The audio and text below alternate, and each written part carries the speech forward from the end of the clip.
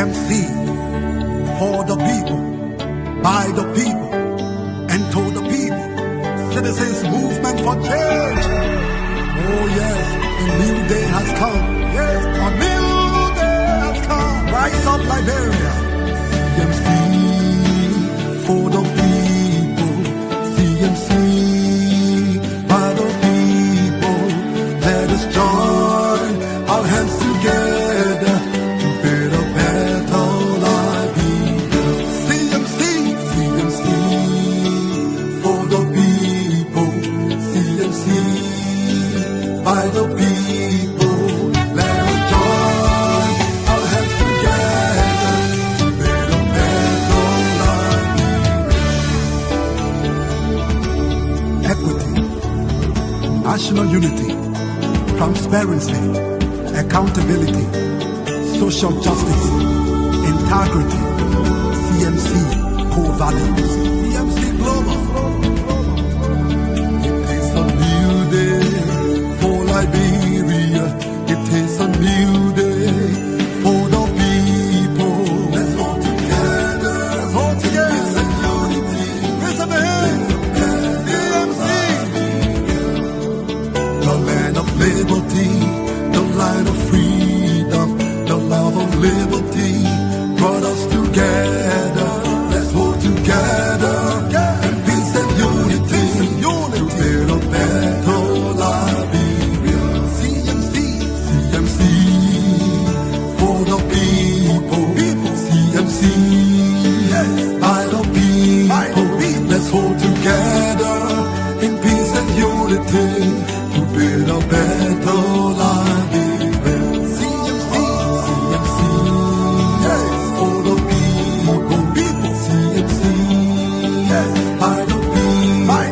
Let's hold together in peace and unity to build a better Liberia. CMC, yes, yes, yes, the time has come.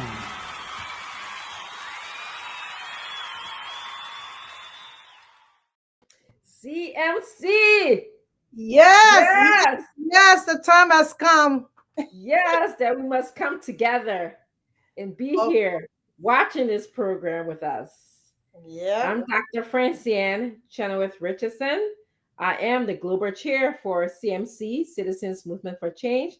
Joining me tonight is my beautiful, amazing co-host that I really, really cherish a lot.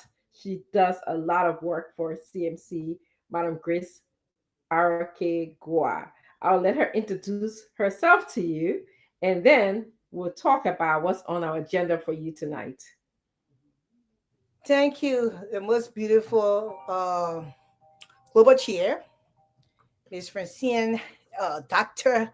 Mistress, Sister Francine.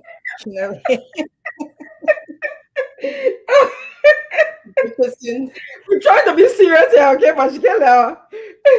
We're gonna laugh a little bit.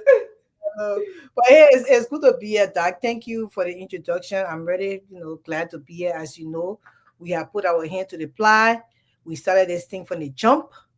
We started this, so we have to make sure we see to the end.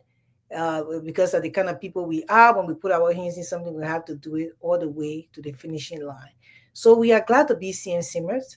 My name is Grace Kowa. I am the USA Chair, USA Canada Chair of CMC Citizen Movement for Change Diaspora. And I am so happy to always be here to push CMC agenda. I'm also happy because this platform is built to talk about social moral issues in our community, in the society of Liberia, and also to propagate or push CMC agenda, to tell you what we're about, the vision and the goals, and what we want to accomplish for Liberia come 2029 into 2030.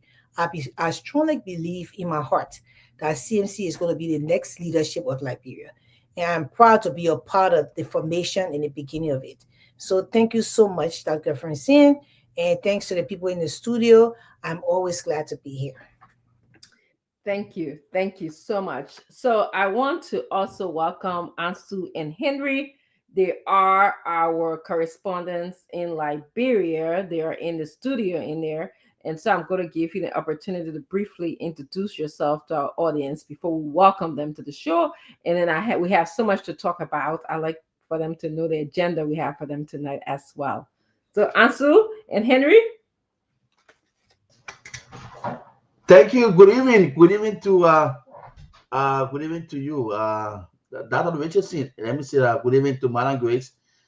Good to be here after a very long and a good weekend. Fresh on the Political Lounge Monday edition.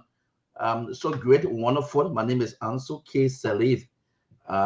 Yeah. So let me say thanks to you and Madam Grace for always having us on here. So we are here for now up to 1:30 a.m. Liberian time. Thank you so much, Dad. Yes, thank you. Thank you so much, Ansu. Henry?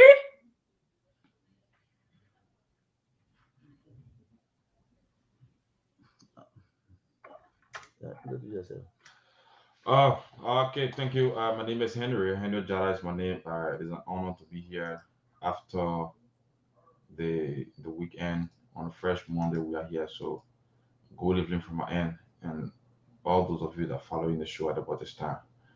I'd love to say welcome to it. We are up to 1:30. Thank you. So I want to welcome all of our viewers. I hope you had a wonderful weekend as we did. I'd like to even ask Madam Grace, and she can tell us, what did you do this weekend? I mean, what did you viewers? What did you guys do? What did Madam Grace do? Henry and Ansu, it sounds like you guys had a great weekend. I heard Henry say, "Well, it is a fresh Monday." So what did you do on the weekend? We have a fresh Monday, Madam Grace. Well, this weekend was very nice and calm for me. Although CMC had a appearance at the UNICO, the Nima County Association of the Americas. Mhm. Our team and the political leader went there to grace the occasion. The political leader had a beautiful speech going on, and CMC members were dressed up very wonderfully. I was not a part of that program. I couldn't make it there, but I stayed home and I did some very nice things around my house. I felt very comfortable, being home with my family. We took some, went out a little bit, shop a little bit. I interacted with my kids, the ones that are, in other places, yeah, in different states or in cities, going to school. And I also was able to engage with my son that's home. I planned to mow the lawn, but it rained because You want to mow the lawn? I wanted to use that as an You exercise. have a push one, a push more. Yes, Oh, the that's a push lot one. of exercise. Girl, she was trying to exercise. Yes, I trying to work this booty down, man. As you get older, it gets tiring. Yeah, it So is. It's a I lot had, of work to yeah, Sister so Grace. That's a lot of work, Sister Gua. yeah, my husband would usually do it, and then I would do have got a yard is big, you know that. So Yes, I would do the, when he does a little bit, there, I'll do some, I mean, it's a good workout. People don't know it it. is. It is a It's a good good workout. worker. Yeah, so that's what I did. Yeah. Okay. Yes, yes, yes. Yes, so we want to welcome all of you who are here listening. It's always a pleasure to be here just to promote and push CMC news to you. I want to welcome Jay Rolantier. He's in Kakata, Maigibi County. Jay Rolantier is he's such a wonderful viewer. He's always here. And I see our sister Binta Ability is here to cheer us on. Binta, we love you and we see all the work that you are doing, Liberia, working so hard. So thank you for being here. I also want to welcome um, Karamo Saka. He's here as well. Thank you for being here, Karama Saka. And then we also want to welcome Mr. Mulba Lip. And he said, well, just welcome to the show. You're not worth me reading what you said, but welcome to the show. I hope you enjoy the show. It's going to be fun. I hope you join CMC one day because we're a party that get things done. We are focused. So I know you guys know that I'm not great with StreamYard, and so I expect you, Ansu, and also Madam Grace, to please help me out with like broadcasting showing some of the pictures and the videos of the political leader. As Madam Grace said, he was at UNICO's board induction program this weekend. He's in the United States, and Madam Grace Goa, who is also the USA and Canada's chair, she can tell us a little bit more about his visit here. What do you know about his visit in the United States? He's here again. He was just here a couple of weeks ago. Uh, so you want to tell us more about it, and then I would chime in if Of you. course, my ability is here. As you know, he is here to, visit a few states in America, trying to engage CNCMers on his visit. When he came, his first program, he landed here on Friday, and he went to the UNICO program. As I stated, Dr. Francine was at that program with a group of other CNCMers that visited the program. She will operate on it a little bit more because she was present. And he also will be going to Minnesota on this weekend. He will be in Minnesota, and he's going to meet with a team in Minnesota, and they're going to engage with him in an executive meeting where he will give a little bit more detail to them face to face. Wanting to meet people because we're always on Zoom meetings, but they will meet him face to face, and they will engage with him on the entire weekend. They have an agenda that maybe I will come here and talk about it more on tomorrow and Thursday, but they have an agenda going on. I just received that information as well. And he will also be visiting churches. I think they got one church plan. One of their leaders are telling me they're trying to engage another bigger church again for him on that Sunday so he can go and talk to the Liberians, the Liberian community within the church, and tell them what he's, what CMC is about, and encourage them to come and,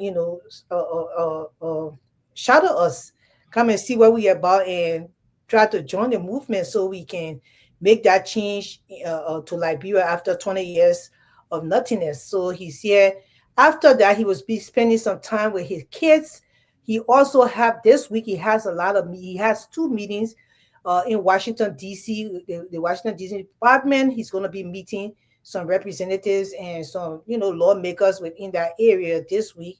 He's going to engage with them concerning CMC and also concerning Liberia. So these are some of the things that on his agenda. He's also going to be spending some time with his family. He has some kids here in the States. He has to meet them and show them some love. So that's what the political leader is here. Yes, yes, yes. Thank you, Madam Grace. So that was one of the things that we wanted to discuss on our agenda today. We'll be talking about CMC news. People that are in the news that are part of CMC. We're going to be talking about mob violence that happened in Liberia. I'm sure Ansu can update us a little bit on that because something very interesting and terrible happened in Liberia. There was a mob violence in Johnsonville area. I put the picture in the chat room, Ansu. So maybe you can update us and then we can have our thoughts about that. I also wanted to talk about civic duties and responsibilities of Liberians. What is your responsibility? What duties are you expected to exercise, to do while you're in a country, while as a Liberian? What are your civic duties? What are your responsibilities? Um, of course, people like Dora Cooper, you know him, right? The man who stole a dead person's academic credentials in order to be able to get into college, the University of Liberia specifically. People like him, you would think he will not be a part of society. People like him should be persecuted. He should be asked why and how did he get this credential. But he's out there on radio stations and he's still talking. So, the former representative of a district in Lima County, Larry Yonka, checked him today. And hopefully we have that video. Honestly, if you can please help me, let's upload that video as well. We'll play that for you. And we'll talk about the history, how the University of Liberia, because I posted that in our chat room, how the University of Liberia found this man, guilty. He was investigated. I hear him say that, oh, I was not included in the investigation. Oh, Mr. Cooper, you don't need to be included in the investigation. The people had they had records, they had documentation on you at the university. And then we also going to end by having you call in to express your views as you usually do. And of course, we'll be making our closing comments. So I want to wholeheartedly welcome all of you to the show. I see William Johnson. Welcome to the show. You can come again. We are here Monday, Tuesday, Thursday, and Friday. So come and listen to see all the good things that CMC is doing. Guys, I had a very busy day today. I worked. This weekend was wonderful. Of course, I did some work this morning. I run a private practice that specializes in immigration work and also psychological concerns. And so usually I have an intern who is a doctoral level student. She is in my office. I also work with other doctoral level students who came in yesterday. I met with them. We've been doing some work in Bone County relating to substance abuse. So yesterday I met with them. But so today, when you have a doctoral student in your office, you have to supervise them. I'm the psychologist. I have to spend time training them. And that is required by law. That is required by my ethical obligation. So that was what happened today. And then, of course, I had to spend time preparing to present to you here. So this weekend, as Madam Grace said to you, we were in Riverdale to be specific, Maryland, where our political leaders spoke at the United Nimba Citizens Council organization. They had an induction of the board. I understand that this year was just the induction of the board, and next year they have an induction ceremony of the elected officers. So our political leader was there. He was excellent. He was the keynote speaker. I have I posted a picture of him being the keynote speaker on the program. In the I have a program of him being the speaker in there in the at the program. I'm sorry, I'm getting distracted because Ansu is bringing in statements from William Johnson. So William, come on, you can continue to make your statement, and Ansu is highlighting your statement for us so the whole world can know that is you. That is. I think you should just move on because some of the people just like their names to be called. Oh yeah, I'm just yeah. Let's make him popular. He wants to be popular. So anyway, and I just got distracted with the movement.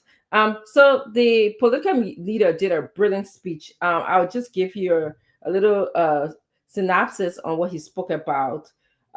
He talked about the power of service and duty. He was speaking to the leadership, the newly inducted leaders, board members of UNICO. One of the things that I took away from under the headline of the power of service and duty, he said to them, the greatest measure of your success will not be how you achieve or how much you achieve for yourself, but how much you give to others. And I really, I copied that. I thought that was brilliant. The greatest measure of success will not be how much you achieve for yourself. It's not how much we take for ourselves, how much we do for ourselves. It's how much we give to others, especially the people that we serve.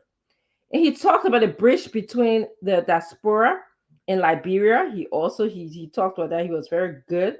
He talked about how these community organizations here, such as UNICO, such as other ethnic community groups and other groups like CMC, that's the kind of partnership Liberia needs right now. That's what he said. He said a partnership that connects our people, not just our pockets. Okay, we have had a partnership. We in the diaspora had a partnership with Liberia where we send a lot of money. We remit a lot of money. That is documented. But honorability is saying not just we don't want you shouldn't have that kind of partnership that you just be sending money. You should have a partnership that builds institution and not just projects. So you can do projects in the country as well, which we are doing. But we also talk about building institutions. That's why we're going to be talking about. That's why, of course, we support honorability, who is the champion for the rule of law. Okay. We're also going to be talking about civic responsibilities and duties here tonight. That's one of the reasons why we come on this show. He talked about Nima legacy of resiliency. He talked about how the people of Nima County, despite the fact that, they were attacked during the Civil War, but yet and still, they have courage. They are a hard worker. They most of the time, the farmers have been empowered. They uplift the teachers in the little ways that they can do. And they do their best to invest in the next generation. And then he went to the gratitude to the people of Nima. He thanked the people of District 7 for electing him, and that he said that their courage affirms his faith that Liberia can rise above its division. So despite the fact that we have divisiveness in our country, we were able to look at honorability with his diverse background. He's Madingo. He's also is a Muslim, and he also is a man. And we elected him to be representative in Liberia. So he talked about how the courage of the Nimba people affirm his faith that Liberia can rise above its division. And then he made a call for a national call for rebuilding together. How he defined, we should redefine patriotism as participation. You can't just be patriotic in any words that he's saying and just sit down and be complacent. You should participate. We should going to talk about your civic obligations, your civic duty to the country of Liberia that we all love so much. And then he went on and talked about leadership, the meaning of leadership. He said we should move from personality politics to performance politics. I copied that down. Personality politics to performance politics. We should be asking our leaders, what have you done for me lately? Okay. How have you performed in my district? What did you do when you were there for our district? That's what you should be asking. And he finally called on every Liberian here tonight to remember that we are stronger together and our best days are still ahead. And may God bless everybody. God bless Unico. God bless Nima County, and God bless the Republic of Liberia. So it was a brilliant speech. I had my notes. I was just taking down, different important things that he said. I wrote down a lot because that's, who I am. And so it was really good. He took his time and spoke and read, and it was really quiet. A lot of people took a lot away from his speech. Do you have any pictures, Ansu? I think I put some of the pictures. It was on my page. Madam Grace, were you able to please help me?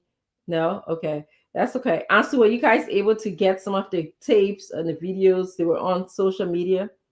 Can you guys just play some of? Thank you. Yeah. Thanks, Dad. So, as the my producer is getting it out, getting it set for us to get it rolling.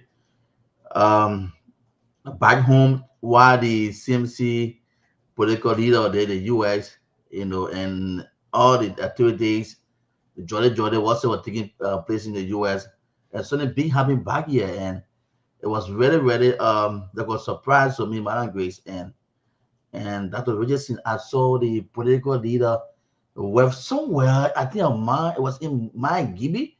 She was in Charlesville, Mark Gibby. Yeah. I said, yeah. So I bounced into it, and I have to, take some time to go through where a huge number of women from my Gibby County, but that first was the PL address in the yes, US. just a short clip of the PL. The outgoing chair and the leadership our distinguished past leaders of UNICO, to the chairperson of the CMC Global who accompany me here today, Madam Francine Richardson, to the great people of Nimba County. Let me say a warm good evening to you. It is an honor to stand before you tonight, not only as a son of Nimba, but as a servant of Liberia. This gathering is more than an installation program. It is a great affirmation of who we are, of what binds us together, and of the possibilities we can create when Nimbayans at home and abroad choose unity over division and purpose over pride. I want to talk about a few things tonight, and the first one is the power of service and duty. Leadership, my friends, is not the pursuit of recognition. It is the acceptance of responsibility. Every generation of Lions has been tested by war, exile, poverty, by the painful rebuilding that followed. Yet through it all, we never lost faith in service. Tonight, as we install a new leadership team for UNICO, I ask you to remember this. Titles end for service endures. What gives leadership its value is not the seat we occupy, but the legacy Okay. we leave Thank behind. you, Ansu. Thank you, Henry. Yes, we could actually take up the entire show by playing Honorable Billy's speech. It was just wonderful. As you just heard, he said that title ends and service endures. I mean, there was just little, what I really liked about the speech, there was like little lines that you could just take and keep in your memory forever. And that's, to me, is the one of the hallmark of a great speaker, when you can remember, or a great speech, when you can remember the lines in the speech. So that was good. And I have to say two things that happened. I don't know if you guys have pictures. If you go to my page, you'll see some of the pictures and some of the persons that attended. Two things that stuck with me. It was a gathering for networking. A lot of people were interested in CMC. People. I was. It was a great opportunity as a global chair to just kind of, talk to a lot of people about CMC. People came up to ask me. When Honorability walked in, this is the kind of person Honorability is, and I want you who are watching to think. They had him sitting on the high table. Okay, that's where he belongs with all of the leaders. And Honorability walked directly to where all of his supporters, CMC supporters, were sitting, which is kind of, were in the back. Okay, they put us in the back, which is just fine. And he wanted to make sure that he touched base with us, and he said hi to us. And so they were on the stage calling, Honorability, protocol, please, protocol, we're calling you. And he said, y'all give me a second. I have to say hi. I haven't seen these people for at least a week. So, this is a hallmark again. This is what leadership is all about. When you walk into a place, you just have to tell the world that these people support me. Okay, they work hard for me. They push what the vision for Liberia that I have for Liberia is. Okay, and so I must greet them. Although I know I'm sitting on a high table, I can go high and I can come to where they are and understand how they work so hard. So, so we thought it was funny. I mean, I was kind of like, oh, okay, what's going on here? And when he went up to the high table, we kept on laughing among ourselves because he kept on coming back whenever he had a chance. It was an opportunity for, greeting each other and meeting and also eating. He would come, let me come sit down with y'all, man. A lot of the fun time here. Let me come sit down with y'all. Like, I laugh some more, but it was just that humility that he has, to connect with his followers, to connect with Liberians. He went greeting people. If you watch the video, even online, I went back and saw it. I saw that honorability made sure that he connected with people in the crowd, whether you CMC members, whether you liking or you liking, whether you knowing. He just went and was shaking hands and talking to people. And that is who he is, my people. That is just who he is. What a, I have something else to say, but I won't say it publicly because I see since then this young woman joined CMC that today I saw her name in the chat room. I want to welcome her as well. So one of the last thing I'm going to say, something that was so striking to me. I had met this woman 20 years ago, and went our merry way. We worked together at the same agency. And then I saw her, and she came up to me and she said hi to me. We talked, and she was telling me that the agency is no longer there. It's been a while as well since I was in the area. But we're just she was kind of just hanging around us a little bit. I have yet to call her because she was definitely interested in CMC. And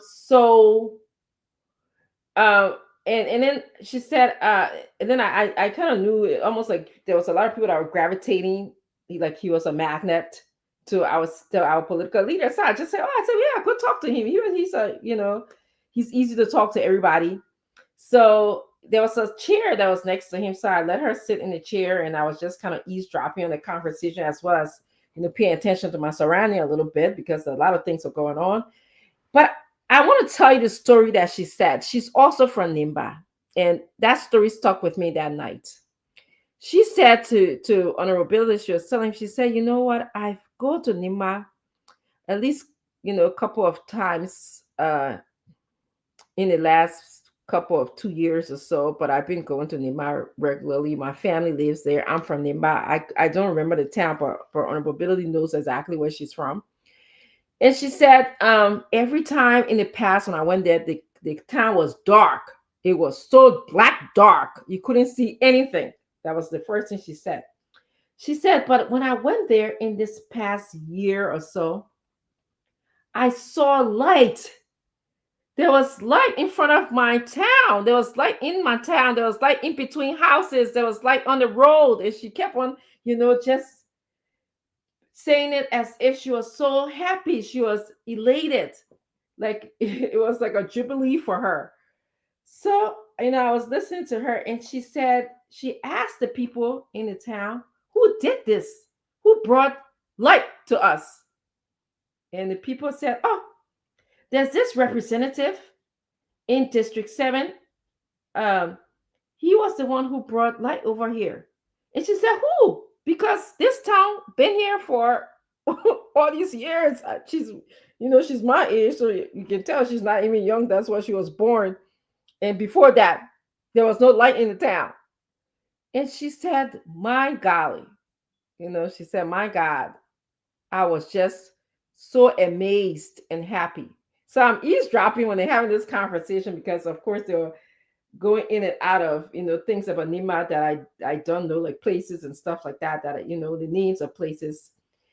And then she said, I said to myself, whenever I see the person who brought light to my village, to my people, that a child can now do their homework, that an older lady who's losing her eyesight can now walk around at night, that people can gather at night and they will have light. I told myself, I'm going to tell that person, thank you. And she said to him, Honorability, I'm sitting in this chair next to you, And I want to thank you so much for bringing solar light to my village. And on ability, he was like, because he does this thing, and he, as humble as he is, he said, "Oh, what play you say again?" And they were calling the knee and stuff like that. He said, "Oh yes, I remember." And they started to have this wonderful conversation. But she said, thank you so much." And then she started to say, she proceeded before she left the seat. She said, they only brought a road and they stopped it halfway on mobility. She said, before I get to my home, to my town, I gotta walk small. The car can only stop me so and so place. So honorable says, "Yeah, really?" Then he said, the trucks, my machines are out doing a lot of work. That's what we do. We make our Liberian people comfortable. That's what I do. That's a company that I have and stuff like that. I work in the interest of the Liberian people. It brings me a lot of joy when I see, the little kids running behind the machine. And for the first time, they're seeing the machine. And for the first time, they're seeing roads. And so he said, and she said, "Can you fix the road when you're in the area?" He said, "Well, we'll try because the trucks are out there, but we're gonna try. We're gonna try to fix the road." And she said, I can't promise you when, but I understand. I know exactly what you mean. A lot of people in our country don't have decent roads. A lot of our farmers, they can't bring their goods from the farm. But I will do the best, and that's what I like to hear. And so that was the highlight for me that night. I took that story away, and I have yet to call this young woman, young, my age, young. I have yet to call her, but it was just so amazing. It was so refreshing to hear her say that they now have satellite, and I mean solar light. Sorry, solar light in the village. And so to all of you, I want you to know that is the work of CMC, the work of honorability.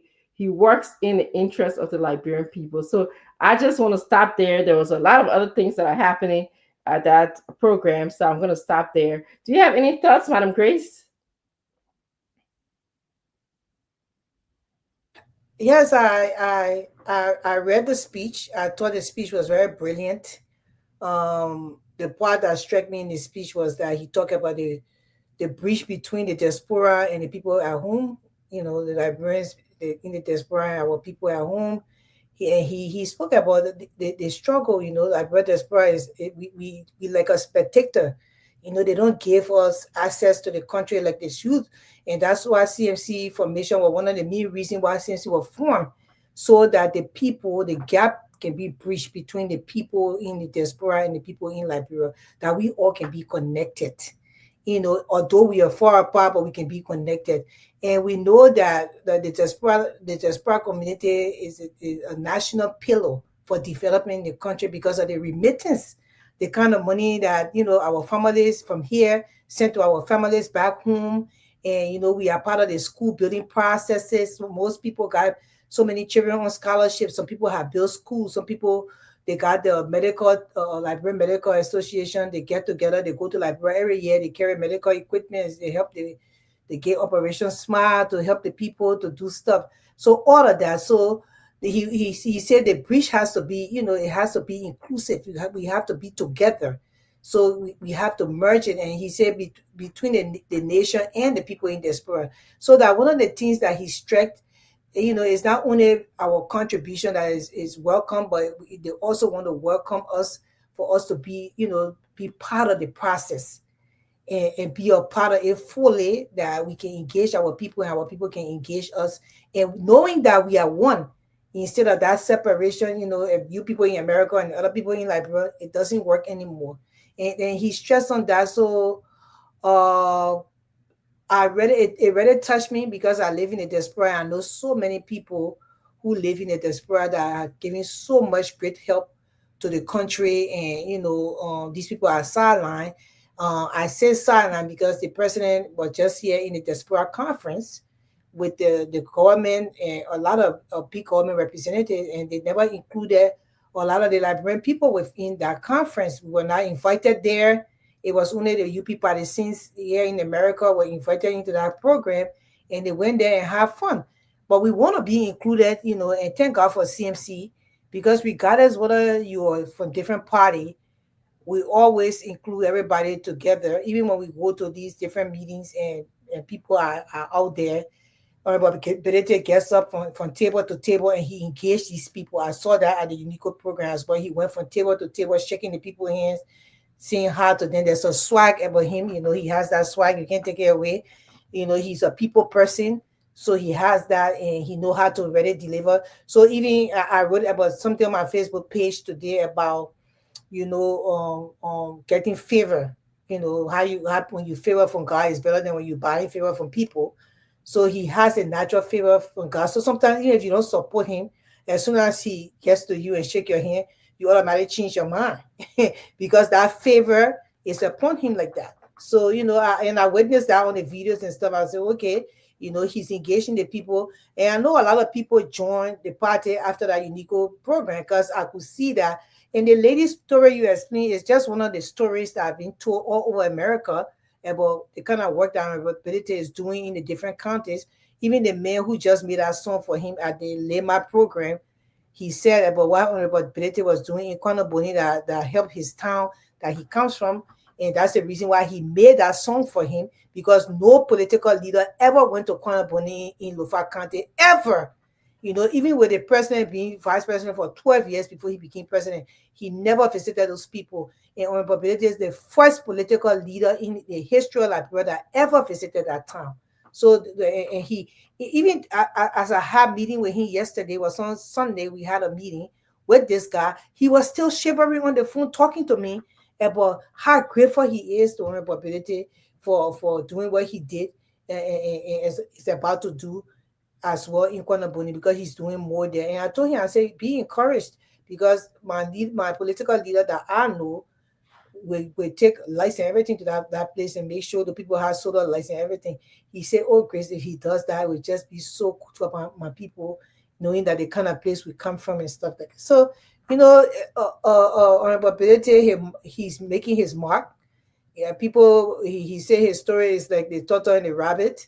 People, see him on the sideline, but he's really engaging. And the meeting he has in Washington, D.C., that was one of the big bombshells CMC could ever have. And I'm really looking forward to the information when it comes out. But yeah, thank you. Yes. So, Henry and Asu, anything you'd like to add regarding Honorability trip to the United States? Did you guys have any questions that you wanted to add? If not, I see Asu is not there. But Henry, I don't know if you hear me. If you are, do you have any questions regarding his trip to the United States? Anything for us that we can answer? Thank you so much, Dad. No, it's not about questions. It's just about reaching out, always making yourself busy and available for your people, so that the message can reach, so it can cut across, especially in the US, because somehow some of these people they got their family back home. So when they get a message and see you as a real leader, they're gonna call their family back home and tell them that, come on, make the right decision. See this guy as your own. So it's nothing much, just to keep encouraging people, to follow the CMC and to believe in Mr. Ability, to believe in his ideas, to believe in his vision. Yes. Thank you. Thank you so much. So if you're just joining us, I want you to take a moment right now to share the show, to comment on things that you liked about the speech. I told you some of the things about the story. We want you to be engaged and to participate. This is your show, Liberians. This is your show, CNCmers. No matter what you're doing, you could be driving, you could be working, you could be at your nurse right now doing your shift. Tune in and share the show. We also want to welcome all of you who are joining us.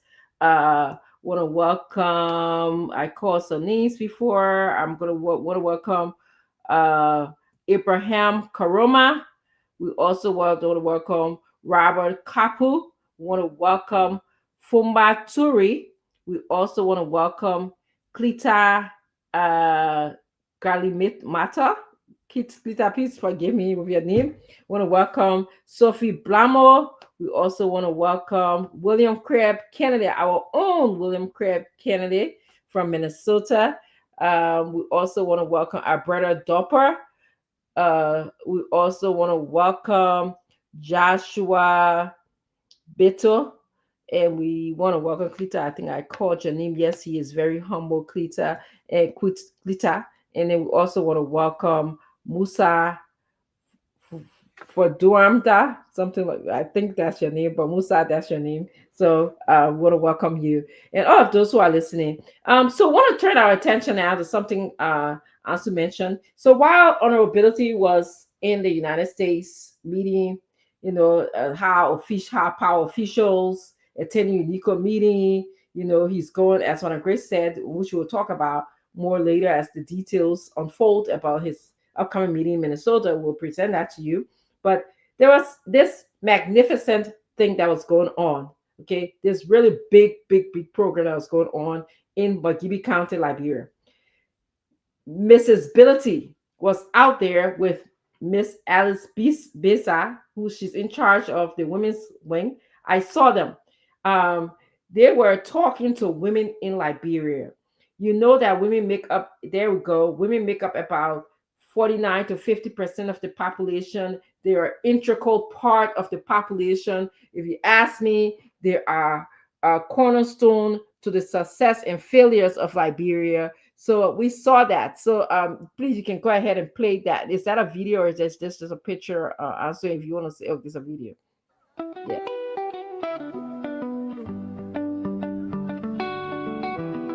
Liberia deserves better. We're tired of the lies, tired of the stealing. We're tired of you. Our mothers crying. The people deserve better. The youth's future is fading. Too many of them leaving. Too many of them dying. They cannot wait any longer. The change they need is now. The change they need is here. Talk and do, Musability. Certificate of appreciation presented to Mr. Dennis Bility for your unwavering support and understanding in allowing your husband to dedicate his tireless effort toward the development of our communities and beyond in Liberia. We acknowledge the vital role you are playing in this endeavor. They will honor the full authority of the women of Charlesville Township on the 11th of October 2025. Signed Mother Ruth Morris, Secretary. Approved Mother Tita Wala, Chairlady.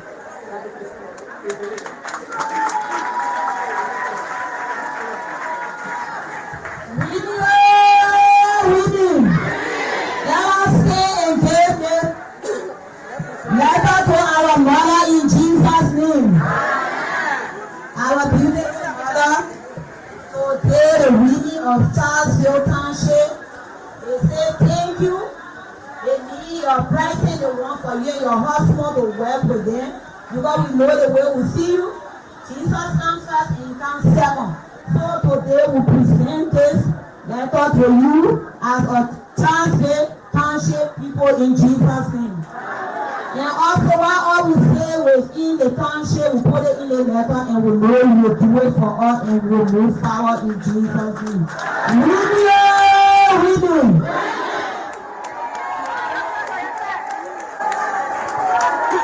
I want to thank my amazing, beautiful cheerleader, Alice. Please give her a hand clap.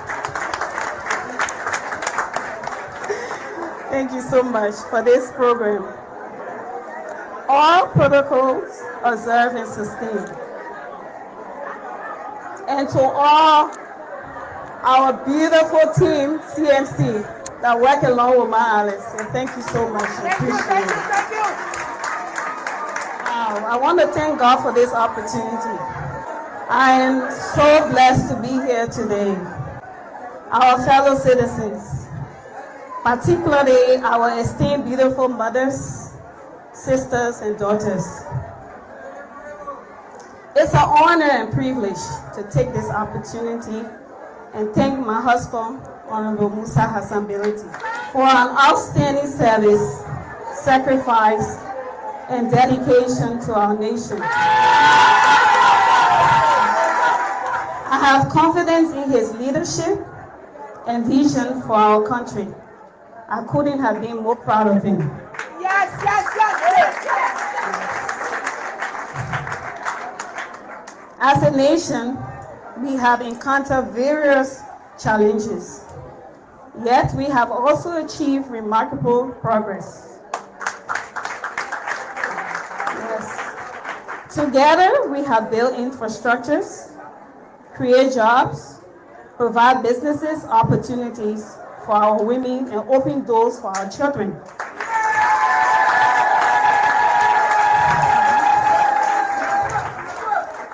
I am proud to say that honorability. Yes, we could spend the entire show listening to Mr. and Mrs. Bility, but as well, it was such a wonderful honor to see Madam Denise Bility speaking to the women of Liberia. It was also an honor to see her recognizing all of the hard workers and also mothers, sisters of Liberia.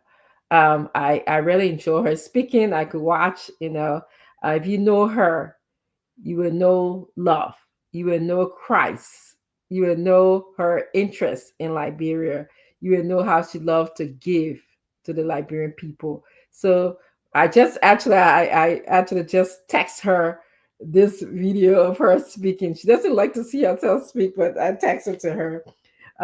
Yes. So did you guys have any thoughts, any comments relating to that before we move on to our next topic here for the night? Madam Grace, go on. Yes, I think Mrs. Benedict will make a beautiful first lady of Liberia. I think she is outspoken, and having a political leader wife speak on the situations in the country, and also still say that we have ways to go, but she appreciated our brand people. She recognized her women leadership within the party, which is it has her back fully. So I look forward to her being the first lady, and I know her office will be active, because right now the office of the first lady in Liberia, the UP, the Unity Party led government, Honorable President Joseph Waka, his wife is she's not saying anything. The office is not doing anything. I'm not used to that, because growing up as a child, I noticed that Victoria Tower office was very active, especially in 1977, when I really could remember things. I remember her doing a lot of things for the children, and I was a part of that, as a child. So, this other, even the last government, the first lady, did a little bit things around, Madame Claudia. You saw her engage a little bit more, but this government, the first lady, is not doing anything. It's been 2 years. I haven't seen any major thing done with her in her office. So, having CNC political leader wife now is taking on the initiative to go to these different towns and different villages and engage with the women there and talk to the people. It shows you the kind of first lady that she will be when her husband take over Liberia as the president, that she will really be able to engage the people and, align with them. And, as a mother for the party, I think she did a very good job. And I want to say thanks to the Women Congress Chair, Mrs. Alice Besa, for leading that cause, and we look forward to seeing more of that. She looked very radiant, and she looked beautiful, and she was able to speak and tell the people that, she is willing to sacrifice that time with her husband for him to go and help the people within the Liberian community. I'm very proud of that. Yes, thank you. Thank you, Madam Grace. I'm going to move over to Ansu and Henry. Your thoughts? Yes. So great, awesome idea, great, wonderful, and as I said, and that I managed to just bounce into that live on the weekend, and uh, uh, Madam Bailey, she how to do this. So when I saw it, I said, God, I need to watch this here. I need to really see what's going on. Yeah, I need to see what's going on, and let me appreciate the entire team, Madam Besa, the rest of the team that that took her out there to engage. You saw the numbers of women that turn up there in my GB to tell you that women controls, they have the power, and they want to honor her and appreciate her, and to certificate her husband, because they know very well that getting such a woman to support Miss Ability, some women would say, such area would say, why do you want to invest? Why would you want to put yourself into this thing here? Why you want to give yourself a hard time like very poor thing? But she's falling into it with her husband, giving her, that support. So when I saw it over the weekend, I said, wow, Madam Ability is out. Tell you that uh, CMC is out for business. This is transformation. She's getting involved into this thing here. So the real boy is not playing, and it was a great surprise, man. And I must appreciate again the team, as I said, Madam Besa, the rest of the women that took her out there to Miami County. Absolutely. Henry, do you want to give us any brief thought you have?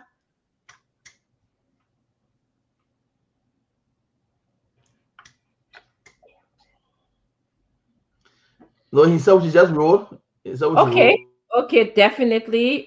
Thank you both, Madam Grace Gua and Ansu, for your kind words towards Madam Ability, um and you talked about when she is the first lady of Liberia, how she's going to care about our country as a first lady should. So we can tell. They say you know how your Christmas will be on the eve of Christmas, right? So we are following. We are following. So you can see it, Liberians. You can see she's outspoken, she's intelligent, she cares.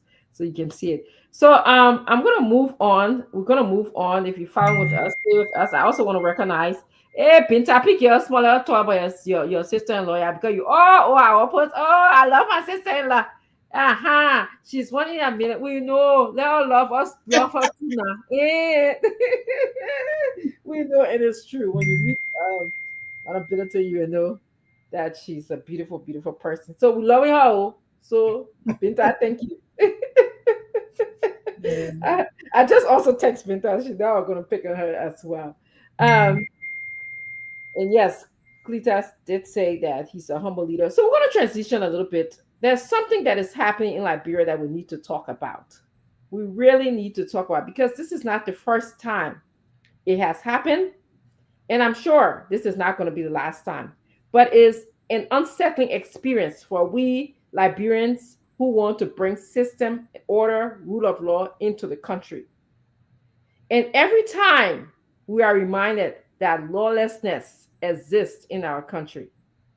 I'm talking about the mob violence that happened in Johnsonville. I believe this happened on Sunday. It was reported in many of the newspapers. The video is like too violent for us to show, um because it will probably go against Facebook and many of the standards of community involvement, community interactions. So we're not going to play, but we show some still pictures. Um, so Asu, can you come in and tell us a little bit of what happened? And then Madam Grace and I and you guys in studio can also talk about what are our views on this mob violence in our country. What what is happening? Perhaps how can change come to our country? How can we decrease this mob violence? So Ansu, did you hear about it? Do you know anything about it? This is getting very, very uh I don't know how to describe it, Madam Grace, and that are just in terms of the type of picture our people keep sending out there, uh, and this thing where you have people to come into your country to invest, where you have people in the wall watching your country. at this type of stage in this type of century. In Liberia, especially looking at from where we're from, I don't know how really we arrive at this stage where we still have people still taking the laws into their hands. Nobody going to support or nobody will support a criminal, a rogue. You will have to steal, carry any type of maybe any type of eye. Nobody going to support that rogue or that criminal. Nobody going to tell you they're going to encourage that person.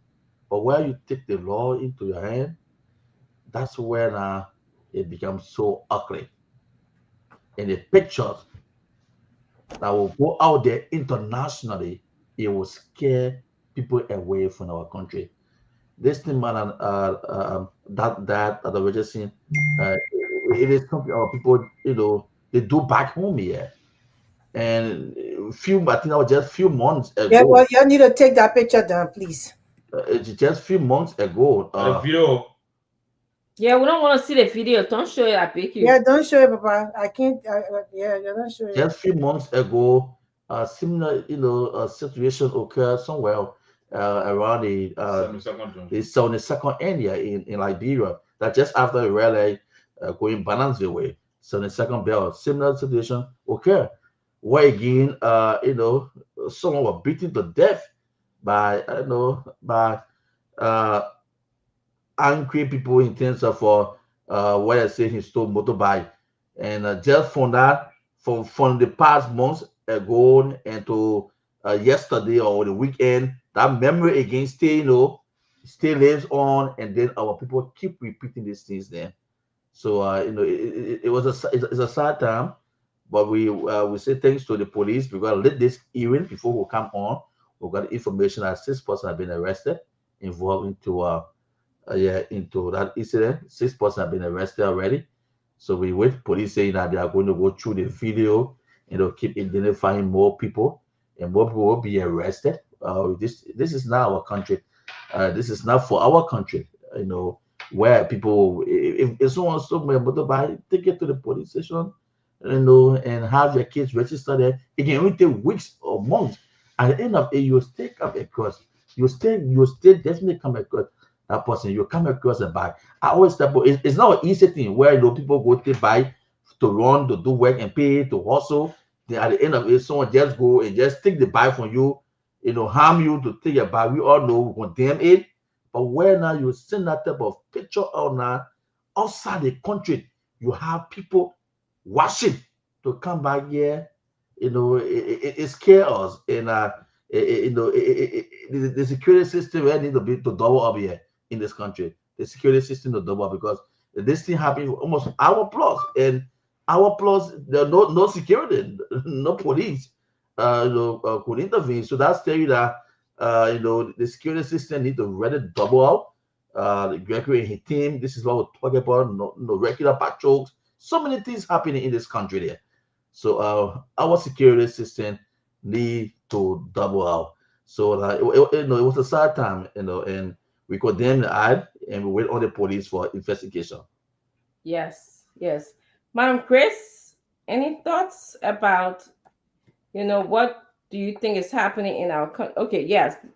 This is the picture, and I'm just going to read what it says. It says, man brutally beaten by motorcyclist in Johnsonville. A disturbing video, and we can't show that because it's too violent for you guys to see. A disturbing video circulating on social media shows an angry mob. And it wasn't when we say mob, we mean plenty of people, wanted not just one person. And the fact to me that one person, so many people could be involved in harming someone, of mainly motorcyclists. So they were mainly motorcyclists. They brutally beating a man accused of being a motorcycle criminal in Johnsonville, Monserrato County. So there were a group of people involved in this. What is going on for our country? What does that tell you as a person? Okay. Front Page Africa carried this. Want to give credit to them. I'm reading from their page right now. And they said the victim, whose identity has not been confirmed by authorities, was reportedly captured by an angry crowd in Johnsonville. So it is a lot of people. Among those people, not one person maybe have stopped and said, "What are we doing is wrong here? What's going on here? Maybe we should be calling the police." Could majority of the people have said that?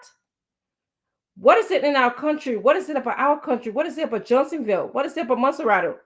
What is it about the country Liberia, where a crowd can take justice into their own hand? And so they said, on Sunday afternoon, this is when this happened.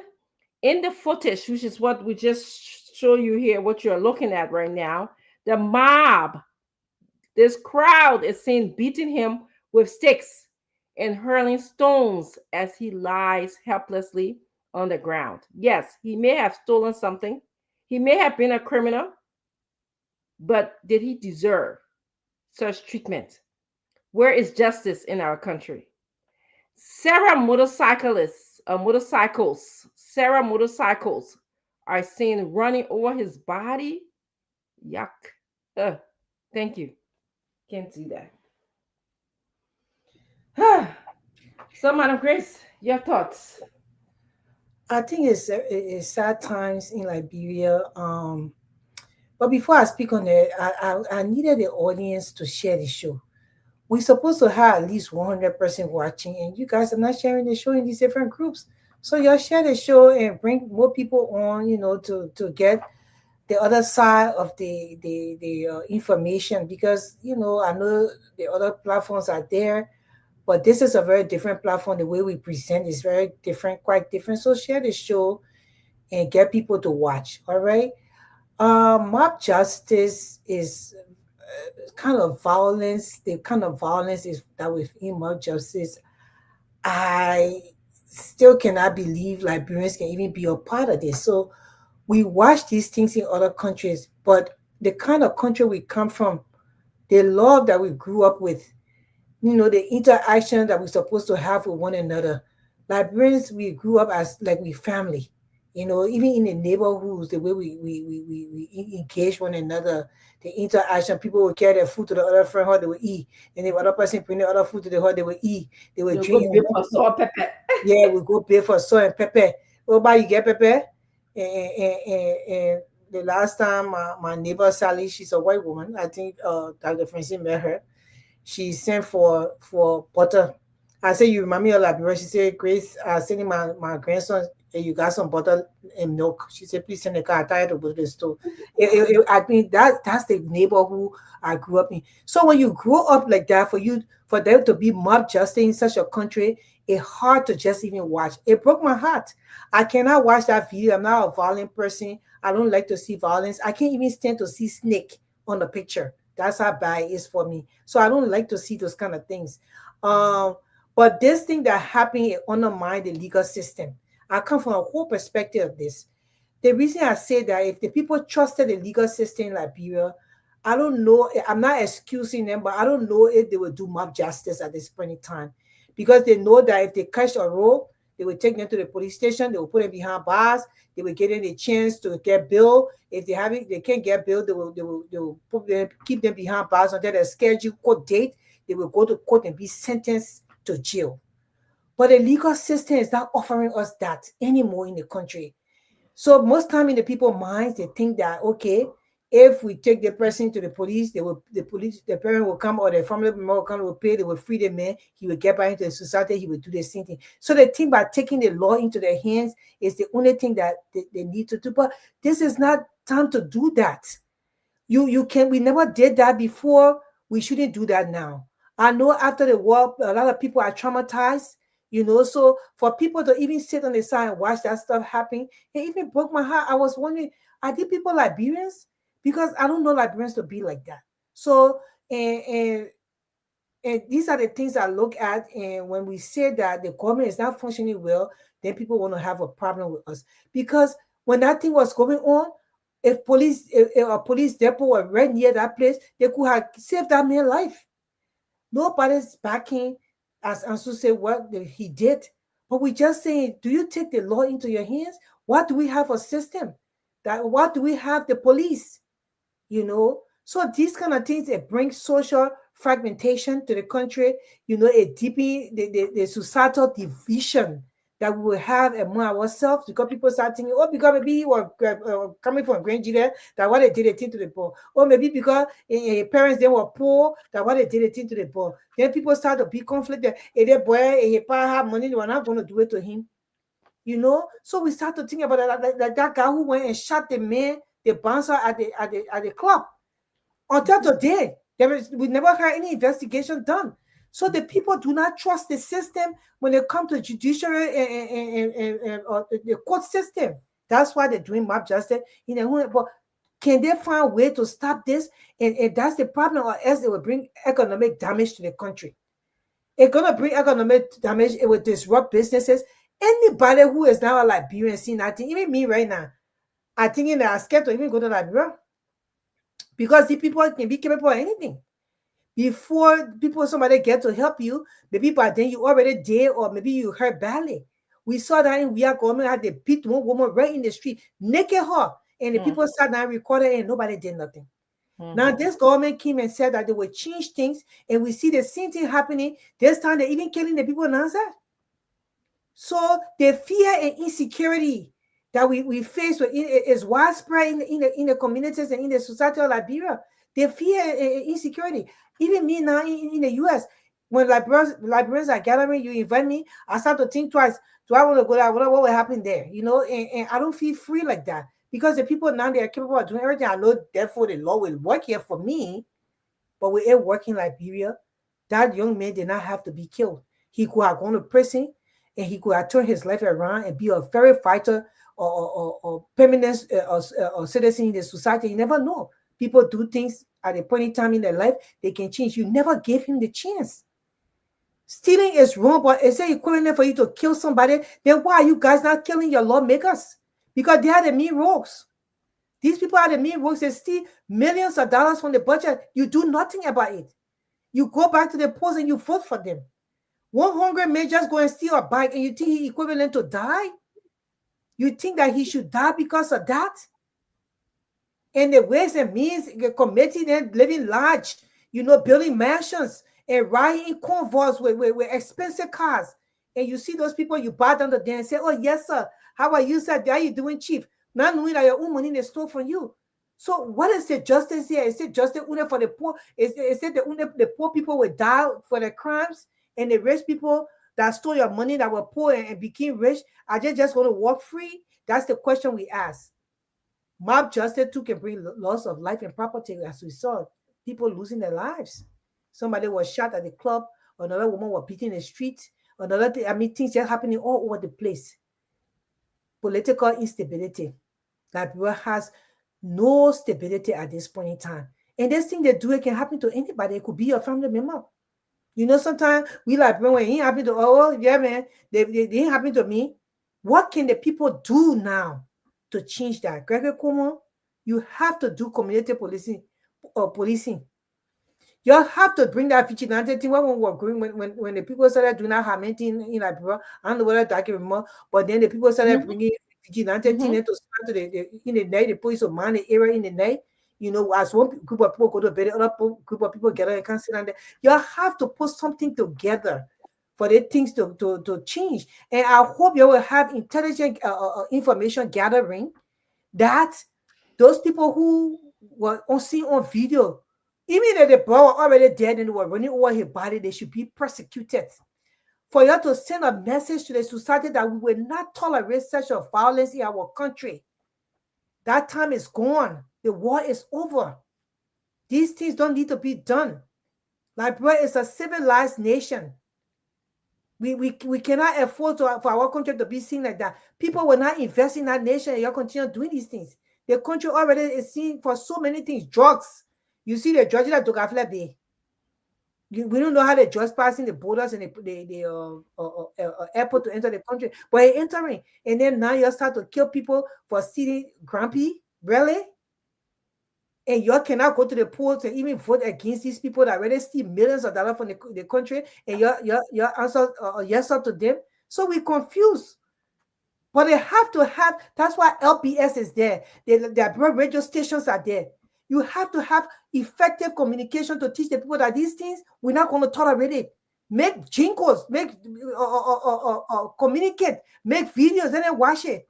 Anybody we catch taking the law into your hand will execute you. I don't know whether they say execution law in Liberia, but if somebody died, they were murdered like that, somebody who did it to them should be murdered as well. So you were seeing an example. You can't just tell somebody life, your life will be taken. So that's where I am with the whole thing. I'm talking much because I was very annoyed when I saw this. My heart is still broken for you to kill somebody like that in broad daylight and people recording and watching and think it's okay. It could be your child. It could be your family member. What is the police doing about this thing? We want to know. We need rapid response. They're not going to be investigated for another year. We don't want that. We need answers now. We need those people who did that on video. We need them to go to jail. That's what we need to happen. Yes. Thank you, Tom. Thank you, Madam Grace. And I'm sorry to Liberia. I'm sorry, Liberians. I'm sorry to the family of this young man who passed. I'm sorry to those who were exposed to such violence, whether vicariously, secondhand, like we have been, or whether they were there. But one thing that we all are questioning, why? Why will a crowd of people join force to kill a young man? Why?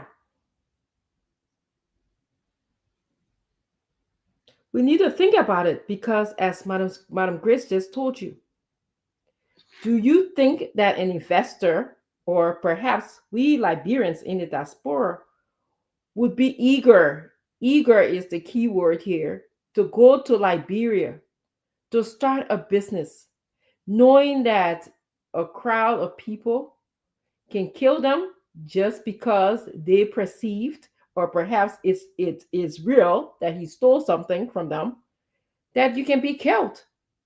That is not going to happen, because everybody wants to be in a safe environment. When you do this, when you kill someone, when a mob kills someone, or when an individual just takes somebody's life into the hand, you are telling the outside world that our justice system is corrupt, that there's no need to even include the justice system, that we have a dysfunctional justice system. It's not working. And compounding our dysfunctional justice system, we have a president who can tell the Senate, speed up the confirmation. This is the guy that I want. When you add 1 and 2 together, I can understand why people might not have faith in our justice system. There are people who, if they go to the justice system, things move on for them. And there are people, things don't move on for them. If you're a woman, things don't often move on for you. We heard the story of Miss Dede, who was, again, I was very involved in that story.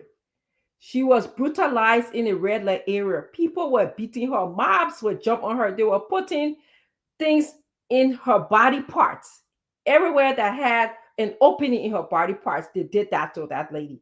Her daughter, Miss Tribute Brown, I believe is her daughter, they had to fly her. She was so dilapidated. She couldn't even function. She couldn't even move. She was to the point of death. They had to fly her from Liberia to Ghana. It was bad. And guess what? The officers said it was a misdemeanor. That's what they did. The judge, nobody was held, I believe, up to today's date. The last time I spoke to the family, nobody has been held accountable for what they did to Miss Dede. Do we think that someone with all of the videos that flying around, that someone will be accountable for this young man who the motorcyclist gang crowd mob violence was against him? Do we think? I mean, I heard Ansu said they arrested somebody or the police made a statement, but since Sunday, today is Monday night, that is something that should have been on like this to maintain the law and order in our country. But again, that's the country that we have. But we need to speak about this. You cannot be complacent. You cannot sit there and say, well, they happen in Johnsonville, it will not happen here. You might be the next person. Or that child that was killed could have been your child, your brother, your uncle. We need to take the justice system to task. We need to utilize our justice system. And apparently, because of the history of the justice system and this interaction with Liberian people, there's been so much delay. There's been, manipulation of the system that people don't trust the system, but it's our system. So we made it the way it is. We have to bring it back to par. Some people have argued if maybe people had jobs, maybe it's a social, political, economic challenge. Maybe it's poverty, it's unemployment. Some people have even blamed it on the legacy of the Civil War. And some people have argued, no, it's not. They felt that these children who are now engaging in this violence didn't even see Civil War. So how are they acting like they were in Civil War? But my friends, I have news for you. Sometimes you don't have to see the Civil War. It's the replication, the legacy of what happened during that time. Were people rehabilitated properly? We can say no. There's also a new study in my area, in my field, that we call epigenetic study. We are seeing that people who didn't even experience the Rwanda Civil War are experiencing the same depression and anxiety as the family did during the war. And these kids were not even born during the time. The mere fact is in the genes. Now, this is just things that we are studying. We're trying to assess this situation, but this should not be a reason why anybody should take the law into their own hands. So I just want to tell Liberians, if you see people are jumping around and trying to hurt or kill someone, call the law. Take the law to task. Let the law work for us. Let it continue to work. If it doesn't work, call an alarm. Call the radio station. Write something in the newspaper. Call your community leaders. Let them know. Tell the people. Talk until we tire. You see, we're talking until we tire because we know things are not right in our country. So we come here almost every night and we can talk until we tire. We gave you the opportunity to call in as well. Talk until you tire. So that's what I have to add to this whole I wanted to ask Ansu a question. Ansu, do you know whether they have any consequences for mob violence in the country? Like if you hurt somebody or you beat somebody, do they have any law that says what will happen to people? Because maybe if these things are out here, the people will know not to do it.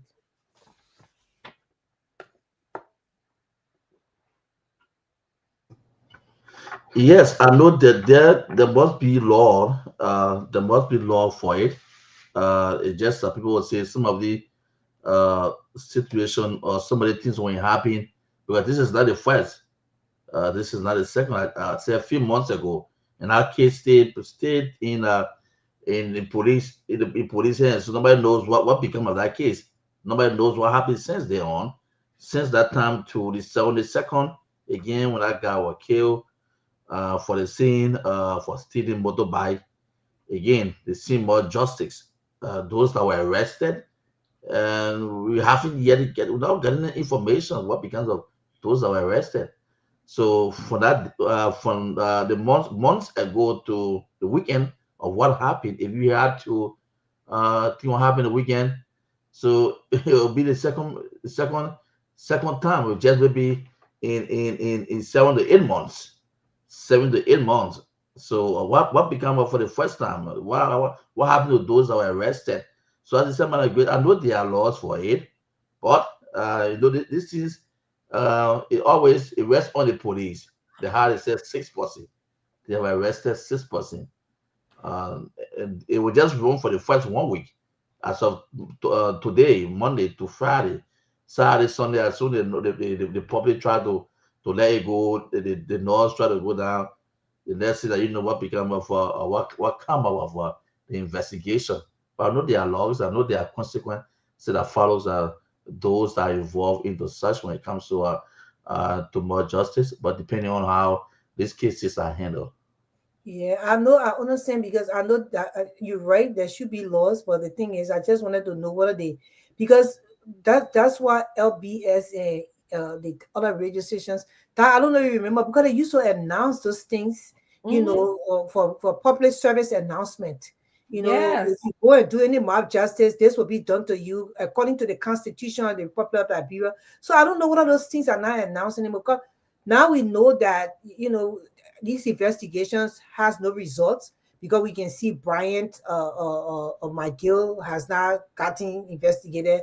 We have not heard anything. We only heard the policeman who is the director general. He's I just call him the policeman. He has not he Heard it has from not given, yeah, he has not given any real justification on how this man has not been really arrested or investigated. He just said there is no clear evidence, but the man also went to the care family place to beg them. So if he didn't do anything, what was he going to say sorry to them for? So we need real uh, we need the journalists then to ask these questions to this director, police director, on how is it that he's not, the investigation results are not really clear to us. Even the investigations that they said they were doing from the WIA government, all those investigations on the auditors that died, I mean, they were just clear and said the investigation was concluded. It was not real good, substantial information for the public to really understand. So I know that the people in Liberia, their trust is wavering in this government. They don't have no more trust. I don't think anybody should be lying there in the room thinking that, just in case anything happen, I go out there, I could get beaten and killed, and nothing will come out of it. So, that's why I ask you that, because if we knew if the Constitution has those laws, but if they were announcing these things on the radio and making sure they're giving that information out, because that's what they call communication dissemination to the people. Is not everything should be about politics. We're telling you, you can't do this in this country. You can't throw paper on the floor. You can't litter. You cannot, put your dirt this place. These are public service announcements to give the people awareness that this, when you do this, this thing will happen. We'll find you for this and this thing happen. So I know if they were announcing it like that, you were going to know the consequence for mass violence, but they are not announcing anything. So I understand.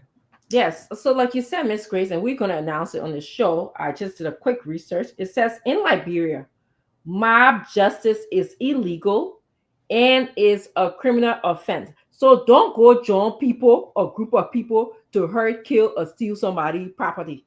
Don't do that. It is illegal in Liberia. It's a criminal offense. Acts of vigilante. Acts of vigilantes uh, violate the Liberian constitution. So if you're going to be engaged in vigilante behavior, is against the constitution. And it says that the constitution officials and legal experts says that mob justice violates a person's constitutional rights, especially the right to due process. So if somebody stole from you, you got to take them to the police or to the court or call the police. And it is that person's right to have a chance to say, I didn't steal or I stole, and pay the consequences for stealing, whatever it is, according to the law of Liberia. It is your right as well to tell the court, these are my evidence. Receipt number one, the person stole my bike. Receipt number two, they came to my house. Receipt number, that's your right as well. So let's duke it out in the court instead of you guys coming together, banding together, and trying to harm someone, because it is against somebody's right to due process. The law stipulates that every accused person has the right to be investigated and prosecuted in the court of law, not punished by a crowd of people or mob violence. So you heard it from us here on the Political Lounge, who's giving you your public service announcement. Okay, that don't do this. Don't you see people, you call the police, you call somebody, you call the community leader, and you stop it, because it doesn't look good for our country. So I wanted to see that, and that kind of just leads us into, I don't know how much time we have here, Madam Grace. Yeah, Did you have anything else? I just want to say something quick. If you in a crowd where you see those kind of things happening, scream. Tell the people that help the person. Yo, because if you don't do that, you stand there. It means that you are also accomplice of the crime. You stood there and allowed violence to take place, and you did nothing about it. Yes, And go ahead. You aid and abetted the crime. You were there. You were watching. You will also be charged. You should be charged for aiding and abetting the crime or being an accomplice to the crime. So Miss Grace is telling, Madam Grace is telling you guys the right thing to do. Scream, yell, carry a whistle, call for help. Yeah, help the person. Your keychain, carry a whistle on there. Call for help, because that's why I can't understand all the people in the video. They got videos of them, and these days everybody got cell phone, so somebody will take your picture. You will not hide. We will know who you are. It's unfortunate we can't show that video because we don't have the stomach for it. But we should know those vigilantes, those people who are engaged in mob violence in our country, because we don't. That's not a good behavior. It doesn't serve our country right. And we hope that the police will get involved. We hope that community leaders will get involved, because it is your civil, your civic, and also duties and your responsibility in our country to get involved. It is your responsibility. That we just told you the law. We told you that it's illegal to obey the law. It is, you got, as a citizen of Liberia, it is mandatory that you do at least 4 things. One is to obey the law.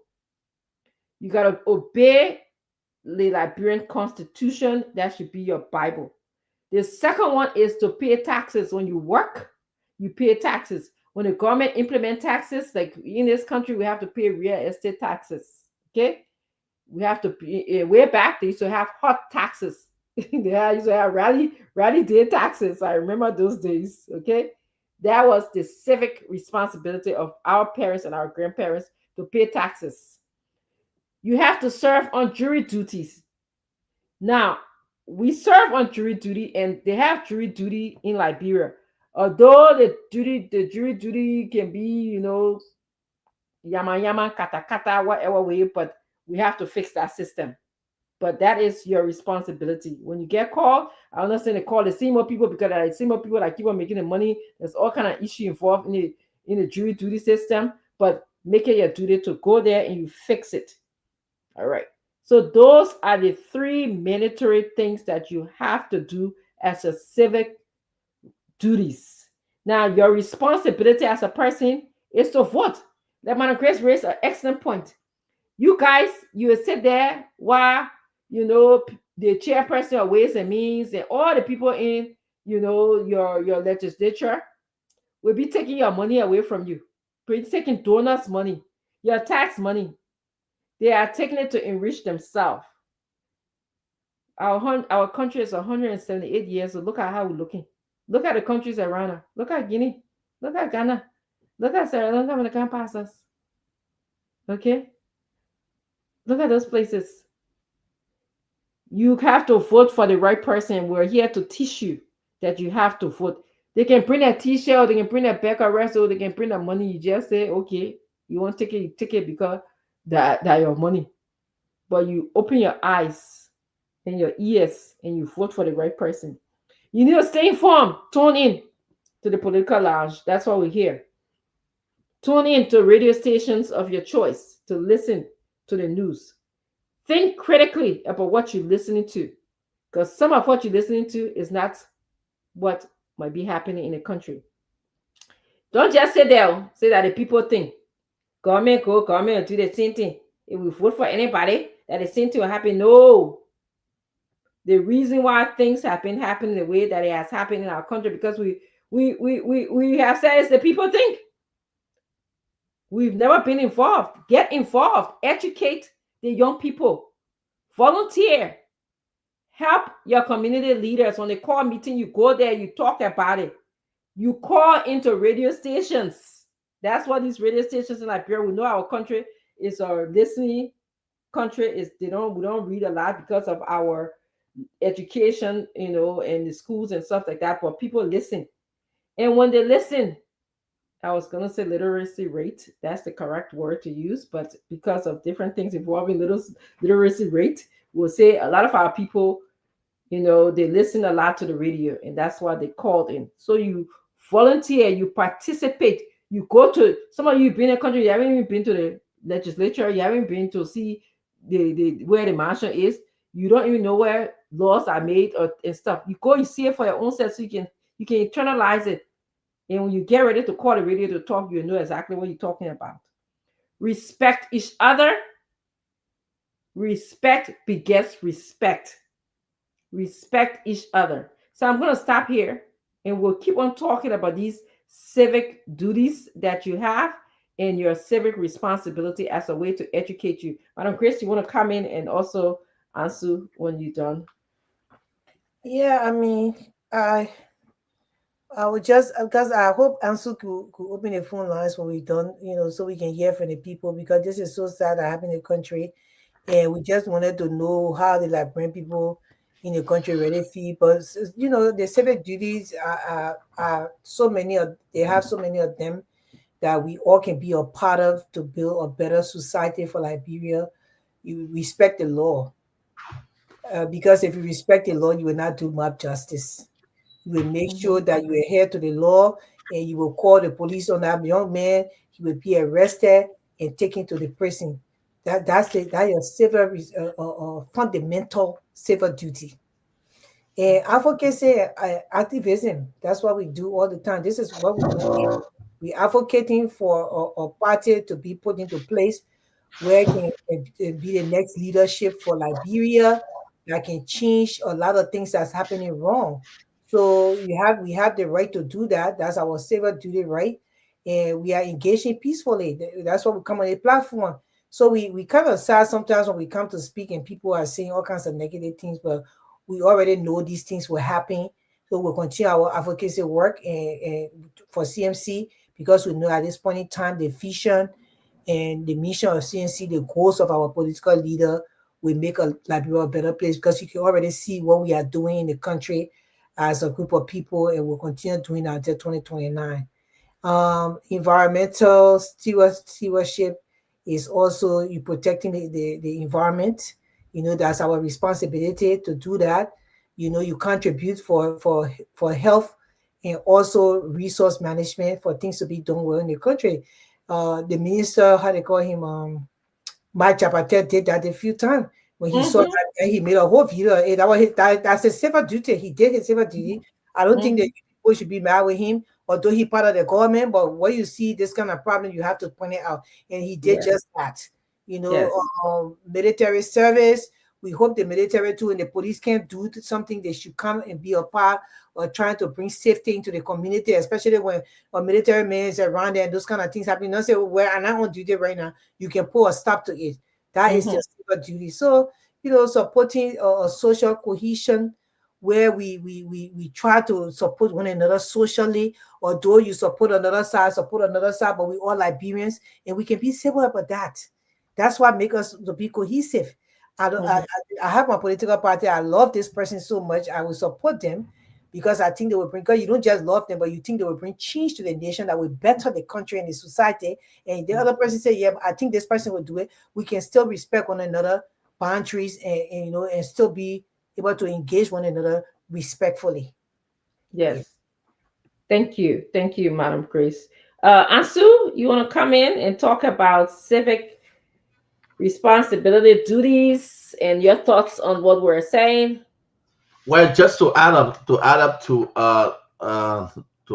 Madam Grace, what she said earlier on, and I was really moved when she said back then where I think it's at the state radio, needs to to broadcast it, announce it. It was very good, and I think that Ministry of Information, where they go every Thursday for the mega press briefing. I think Jeremy Pia or who Jeremy Pia and his deputy there, Sando. I think that made news of the made news of that platform. In terms of educating our people. Last time I said the country people just vest. And when I go say even in America, they both vest. People just small thing. The people is back here. Small thing. People just vest and they just it's not an easy thing. It's not an easy thing. So we need regular, organizing regular workshop, radio, drummings, and other stuff. Then, keep the young people. Just it's not easy, Dad, because what you saw from that video, very disheartening. And you said people out there, away, and that was really in the grace. I want to come back to Liberia to invest and other stuff. All these things they will discourage people. So that when you talk about the state radio at that time back then, broadcasting and educating people, I think they better try to again. They need to do that because this country is not easy thing. At this current stage of Liberia now, the politics now is too high. The country is highly divided. The people just the mind is not it's not clear. They're not free. Everybody just moving with profit. So anything the next thing you see the wrong thing. We have to the police to have to double out. It's important though that you say it. Police have to double out. Look at I think hour almost 1 or 2 hours on Sunday.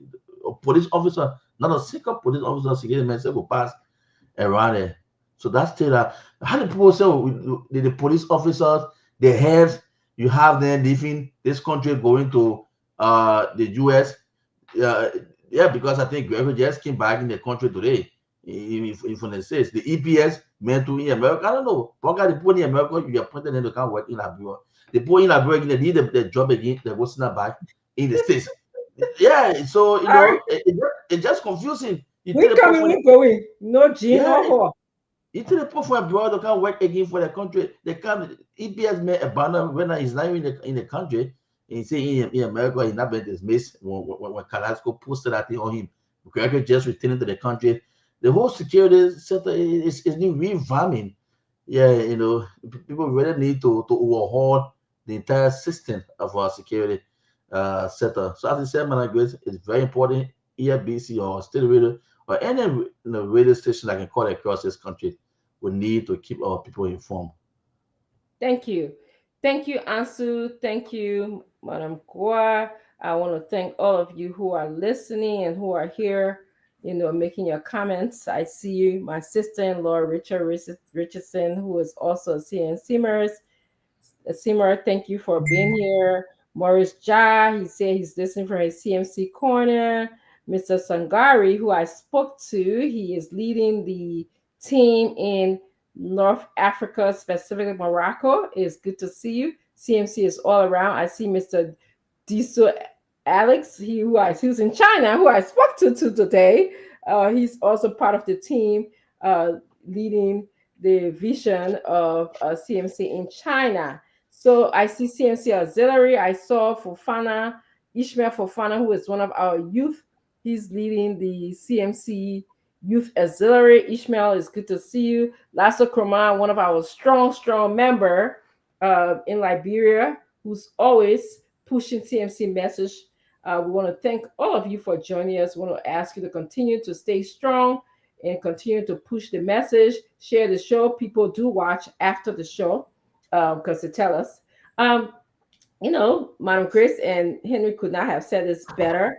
Once a CMC government comes into place, once a CMC leadership take position, definitely the rule of law will come back and restore the rule of law to where it belongs. Like, I know when you hear Ansel say 2 hours or more, there was taunting of this young man. There was rolling over of this young man. There was motorcyclists taking the law into their own hand, and a police didn't show up. You wonder why.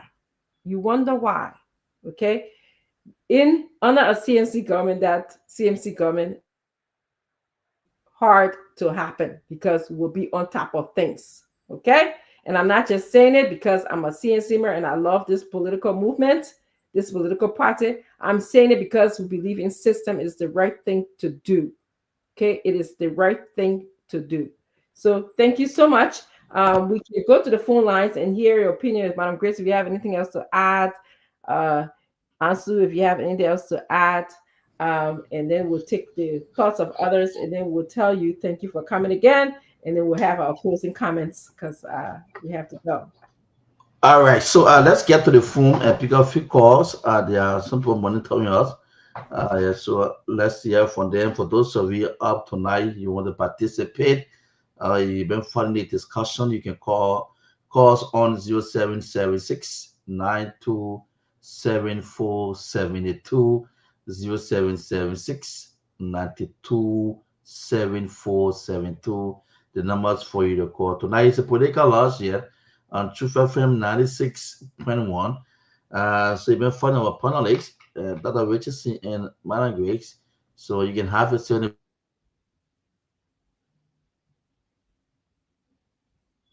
Uh-oh. Ansu just froze on us. We are unable to hear him. Ansu stuck. Okay. Yeah, Ansu, you got stuck for a second. We didn't hear you. Yeah. 0776 927472. Let's get to the phone line. Pick up first caller. Good morning. Good morning. Yes, sir. Your name and where you call from, sir? My name is Bill and BC, and I join you from my resident in Monrovia. Bill, let's say go ahead. 30 seconds, please. Yeah, thank you very much. The issue about the incident that happened around the Johnsonville community is highly condemned. And this is an SOS call to the Liberia National Police to see our best to at least strategize another idea to see how best that police, in Liberia, our police officers are not everywhere, and you understand. So Gregory Coleman, he got little work to be done. You understand? So it's hard to condemn that incident doesn't represent Liberia at all. We are a peaceful people, we are a peaceful nation, and then we should try to desist from such violence. Thank you very much for the opportunity. You are welcome, my brother. Good morning. Thank you. Good morning. Yes, sir. Where you call from? I call from looking at my name is Melvin Davis. Melvin, let's say go ahead. You're live. Yeah, thank you this morning for the platform. You see, this government don't respect the rules of law. So at the end of the day, the common people will not respect the rules. So you will keep pushing the message. So at the end of the day, 2029, like what some of us making our way to TMC. So the government don't respect the rules of law, so the common people will not respect it. Because if they come with the rules of law, they will tell them, hey, but you still don't respect the rules. So how we the common people to respect the rules of law? So that's the problem right there. Okay, that's the problem right there. 0776 927472. Couple of calls coming in. Let's get by. Pick up this call up. Good morning. Morning. Yes, sir. Go ahead. Yeah, Morris, I'm going for Kidma. Grandkid, my boy. What else? Why? Yeah. Let's say this morning. Go ahead. Well, I say thank to a political leader, Mr. Hassan Belete. In his speech, our son is that he said we should focus on the personal politics, but instead of performing politics. Okay. So for that, yes, really admire his speech for that. And in the political situation, to be honest, those political boss on the speed, the political, the way they can stop political rallies is very, very terrible. I'm not sure of what they did, but honestly, and police can do nothing to them when it's to your back. So that's it. Thank you. Okay. Thank you. Thanks to recording. 0776 927472. The numbers to call me on. Yeah, 0776 927472. Calls and be live here this morning on the Political Lounge here on Truth FM and on Facebook. The numbers to call I 776 927472. Call and talk to our panelists. It's been funny the discussion this morning. What's your say? What's your thought? So share with us this morning on 776 92 7472. While we wait on the callers, and I don't know, maybe we left some things out. She has to just be throwing light on it as we draw the curtain small to our closing time. Yes. I just want to thank the callers. Thank for expressing your views. You are exercising some of your civic responsibilities, which is to call in to shows like this to express your views. You are respecting other people's views, and we respect yours as well. So, I want to just thank everyone for participating. Madam Grace, did you have anything else to add? Yes, we like to thank the people, those who call. We appreciate you for calling. It is important that we all put our voices out here to talk against mob violence in our country. This is getting to be a trending thing. Too many times, too many people have suffered from this, and we want the government to do something about this. When it comes to the safety of our society, this is now a political thing. We are not talking politics here. We want the government to be able to do something about this. It's serious. The young man that was killed today or yesterday did not have to be killed like that. The international world looking at us, we other these things happening in other countries. People look at our world to be different. We are not really violent people, although we fought so many years of war. Still, we are not violent people. It was because of a certain situation those things were done. We already left that war situation. It's been 20 plus years, I think 20 and a half years already. I don't think we should go back to those days, because when we start to do that, it means that you're going back to those days. And right now, our country cannot condone that. The country is already struggling to come back to itself, as is right now. So we can't afford to see these kind of things happening. It's not good for the society. It's not good for our children to see this. Um, we hope that something will be done, and we want the investigation to be out here for us to find out what consequences. If I had to ask Gregory Como a question tonight, I would ask him, sir, what consequences are there for those who do mob justice to other Liberians? What is the swift consequences that these people will see, that they will know that you can't do this. Our society will not condone this kind of behavior. It's not good for us. We already going through a roll up of armed robbery in the country. People going to people's house, killing them for their houses and their things, and then broad daylight, people killing people and people watching and recording it and think it's okay. It is not okay. We don't want this to happen in our country any longer. These things should stop. They should set an example for it to not happen, and for the people to not be brave to do that. And maybe if the legal system could work more or faster, and it could work for every Liberian, even if you don't have money, you don't have to be the few or privileged that will have justice given to them, but even the poor people can get justice. I think that would be one of the examples to set for these things not to happen among us any longer. Um, I would like to thank you guys for being on the platform. This is a very beautiful show tonight. Um, I hope that our people are hearing us. If you see something, say something.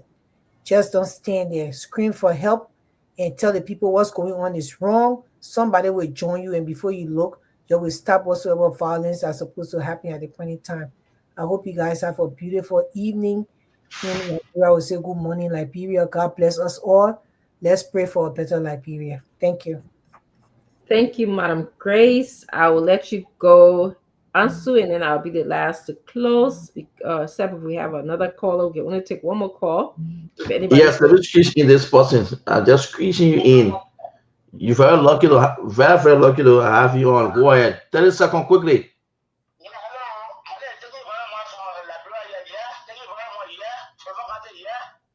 From where? From Lufakade? Yes. thank you.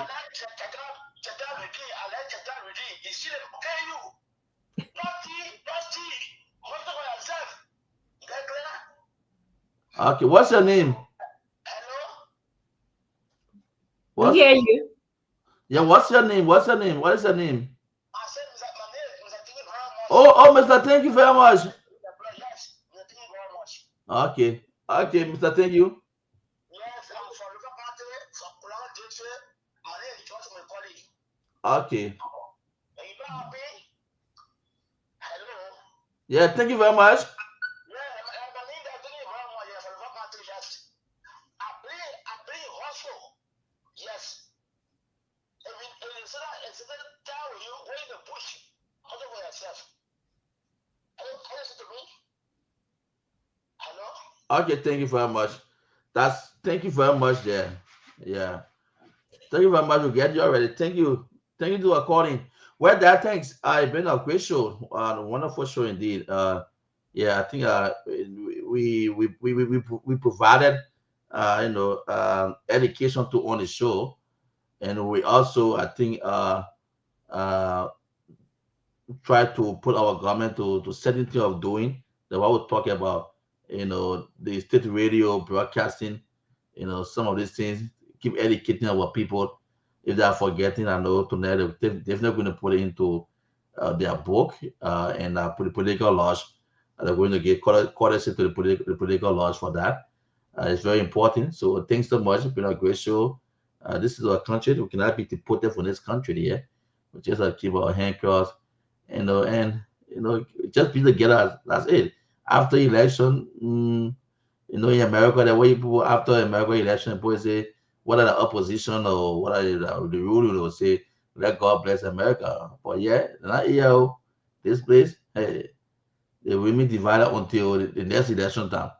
How it goes because our politicians, the way how they do their own politics here, they push our people against themselves. So thanks so much, man. Grace. So thanks to you, Madam Grace. Thank you, Ansu. Yes, answer. Thank you. I'm going to do my closing and then we're going to end the show. I just want to thank all of you viewers, the audience. I see my sister Dinah says we call her says we. Dinah Curtis is here from Canada. She's watching. She says she is a CNCmer. I want to thank you so much for being here.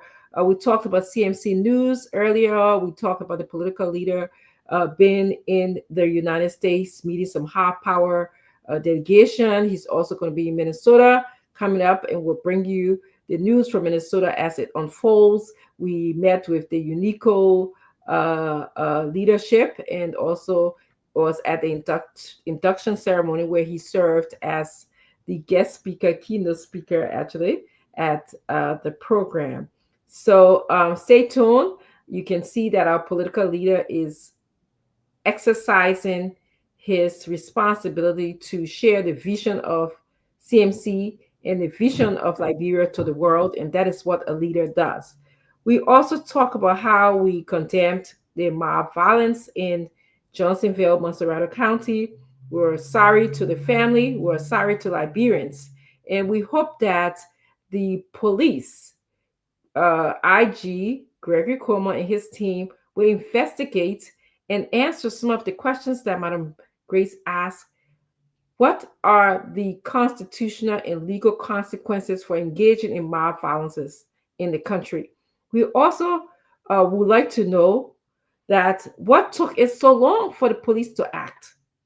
Ansu told us that the mob violence occurred for a long time and there were no police to be found in this vicinity. So that's something that you can start to begin to investigate. We saw Madam Ability definitely step up to her role of, the wife of the political leader. She spoke to women in Margibi, Charlesville, Margibi County. It was great to see her out there. Some of the things we talk about: your responsibility, respecting the law is primary. Respecting others is primary. You can't, if you're going to kill someone, you don't respect them for their views. You don't respect them. Making sure that you participate in government, be it calling to the show, be it gathering people in your neighborhood to talk, be it volunteering at your child's school, or maybe just a school in your neighborhood. That would be all considered part of your civic responsibility and duties. So I want to thank you so much for joining us. Share this show. We'll be back here tomorrow and Madam Grace Gore is going to be moderating, so I can sit back a little bit. And also, Henry and Ansu will be here as well. So thank you so much for joining up, and have a good night. We're going to play our beloved and so loved anthem. I forgot to play it. Yeah, I got to learn it here. My daughter, because I don't have the singing voice like Miss Madam Gua has, so my daughter redeemed me. I needed to play her song tonight. I don't have it. I don't know how to put it up, but I will play it next time. And I think she's supposed to close the show tonight. Your daughter can redeem you. You need to redeem yourself. So if you what's that born for? If you want Madam Gua, Sister Gua, Bonnie Guru, Abon. Yeah, but this is a competition, so your daughter cannot redeem you. You need to sing for yourself. They wanted to laugh at me. If that's the plan you were coming with, then their plans it didn't work. Around, but I'm telling you something. I'm not good at singing. I can talk. That was God gave me the gift. God gave the gift of talking and singing. So God just give me one. So He said, "I'll make you born children that can sing." And now my daughter. So, but yeah, the challenge is gonna be up on before we leave Ansu quickly. I don't know what you're doing in Liberia, Ansu. You will wait for last minute of time. Friday is the end of the challenge. We have $100 here for grabs. The winner of the CMC Sinking Challenge will win $100 on Friday. The challenge will be closed on Friday at 5 p.m. By then, the people will have voted who won the challenge. We'll play everybody sinking here on Thursday, so they can see everybody sinking and people can start to vote from with on the stage in the challenge. The first challenge I practiced for a good 2 weeks. When they come to my team and I say I was sweeping, just discouraged me right then and again. For good 2 weeks, I practiced for I kind do my dance. I say, oh God, that's how I was sweeping. Go sing.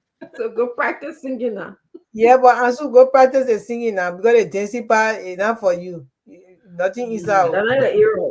Yeah, so maybe the singing God will help you small. But how they call her, Lorraine, young Lorraine Richardson will take us home tonight with the anthem, and when she sing it, and it will be other here. Thank you so much for watching, my people.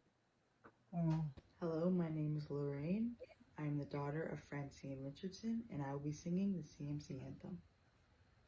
CMC for the people. Hello, CMC by the people. Let us join our hands together to build a better Liberia. CMC for the people. CMC by the people.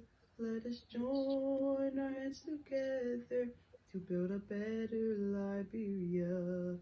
This is a new day for Liberia. This is a new day for the people. Let's work together in peace and unity to build a better Liberia. The land of liberty, the light of freedom, the love of liberty brought us together. Let's hold together in peace and unity to build a better Liberia. CMC for the people, CMC by the people. Let us join our hands together to build a better Liberia. CMC for the people, CMC by the people. Let us join our hands together to build a better Liberia. CMC for the people, by the people, and to the people. Citizens Movement for Change. Oh yes, a new day has come.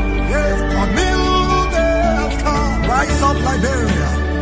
CMC for the people. CMC by the people.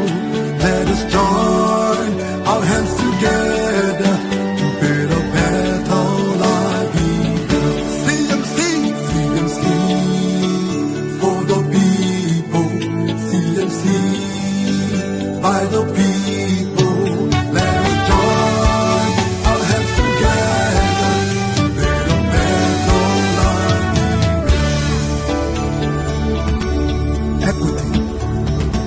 national unity, transparency, accountability, social justice, integrity, CMC core values.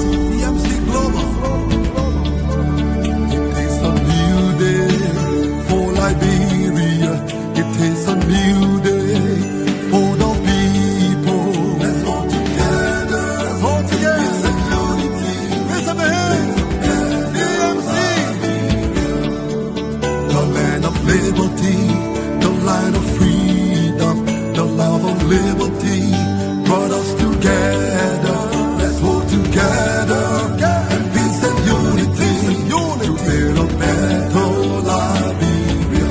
CMC, CMC for the people. CMC by the people. Let's hold together in peace and unity to build a better Liberia. CMC, CMC for the people. CMC by the people. Let's hold together in peace and unity to build a better Liberia. CMC, yes, yes, yes, the time has come.